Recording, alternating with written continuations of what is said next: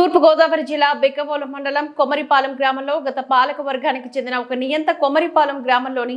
అనేక అక్రమాలు అరాచకాలు చేశాడని ఆరోపణపైన స్థానిక ఎమ్మెల్యే నల్లపిల్లి రామకృష్ణారెడ్డి విచారించగా అందులో భాగంగా స్థానిక సబ్ స్టేషన్ దగ్గర ఉన్న ప్రైవేట్ లేఅవుట్ భాగోతం బయటపడింది. రుడా అధికారులకు తప్పుడు సమాచారం ఇచ్చి ప్రైవేట్ లేఅవుట్ కి పర్మిషన్ తెచ్చుకున్నారని ఆరోపణ ఉందని, అంతేకాకుండా ఆ ప్రైవేట్ లేఅవుట్ కి పంచాయతీకి సంబంధించిన మరియు దేవాదాయ శాఖకు సంబంధించిన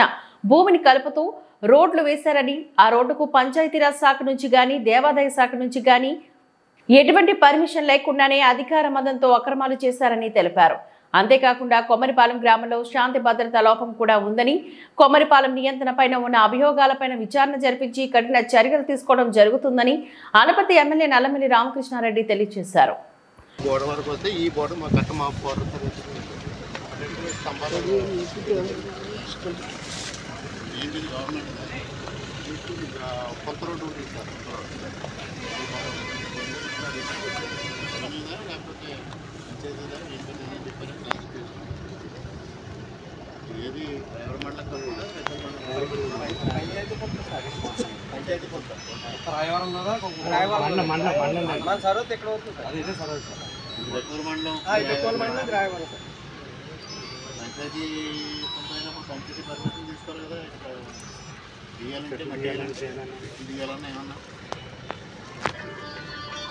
వీళ్ళు ఏం చేశారంటే లోపలికి అక్కడ దాకా